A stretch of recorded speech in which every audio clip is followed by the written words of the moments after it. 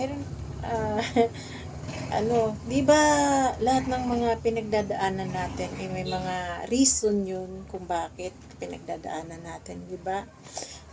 May mga rason ang Diyos kung bakit inalaw niya na dumaan ka sa lahat ng pagsubok.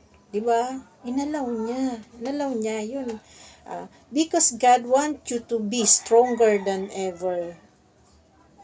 You imagine? Gusto niyan lumakas ka pa. Oo. Palakasin ka para sa next season ng iyong buhay.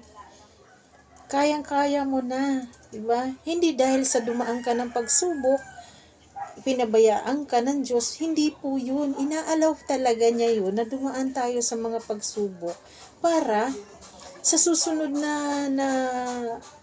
dadanasin mo pa yan, maging maging malakas ka na. Sabi nga doon, to be stronger than ever. Ayan, yun lang po.